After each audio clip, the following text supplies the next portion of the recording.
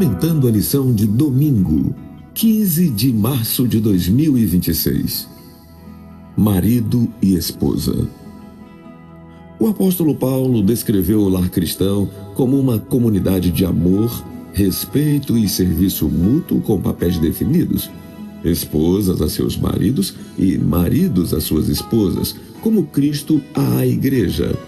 Filhos honrando os pais, pais criando filhos no Senhor, sendo Cristo a cabeça e o Espírito Santo a força vital, com ênfase em virtudes como amor, submissão voluntária e generosidade, refletindo o céu na terra através da fé e obediência a Deus. O lar se tornou biblicamente um espaço de convivência que o apóstolo Paulo simbolizou com a convivência de Cristo com a igreja, cujo vínculo é o amor. Há muitos anos, em Londres, um pastor, ao assumir um novo distrito, passou a visitar as famílias da igreja.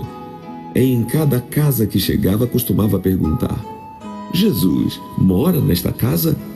Numa das visitas, a irmã que o atendeu não soube responder acertadamente à pergunta e ficou o resto do tempo preocupada. Quando o marido chegou do trabalho, ela lhe contou que o novo pastor lá estivera e falou da pergunta que a deixara intrigada. Ao que o marido lhe disse: mas essa pergunta é muito fácil de responder. Por que você não disse que nós somos membros da igreja? Que somos professores da escola sabatina? A esposa então disse ao marido: sim, mas não foi isso que o pastor perguntou. Sua pergunta foi: Jesus mora nesta casa?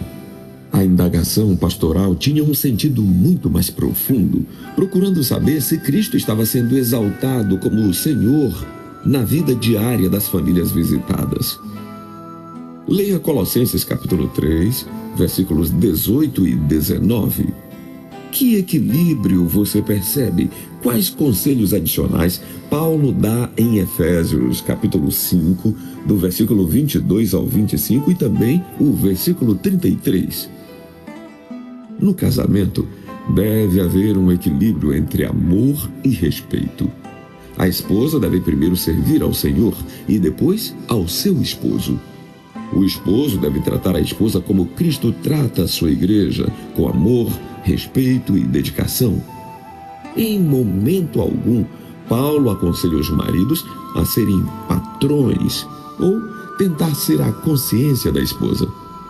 Ela não perde sua individualidade com o casamento, pelo contrário, assume uma nova identidade perante a sociedade e perante o Senhor de todas as coisas.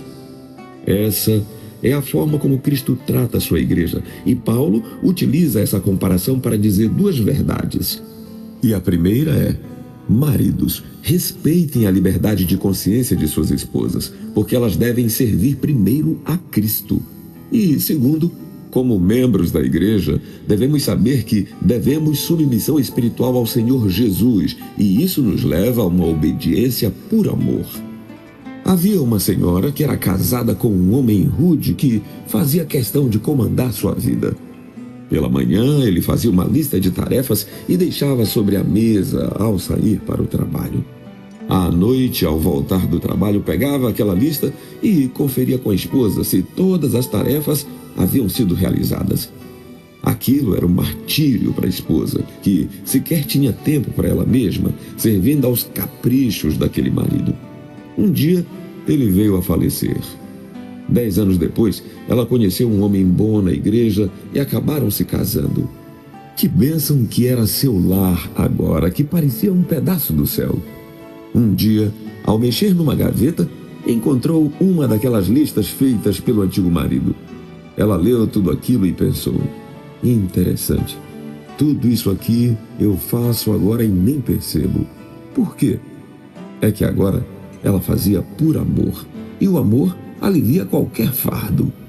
Ela louvava a Deus pelo lar que tinha. Um lar cristão deve ser saudável pela presença de Cristo e deve existir entre os cônjuges amor, reciprocidade, diálogo, cumplicidade, harmonia e cooperação entre todos. E que Deus nos abençoe.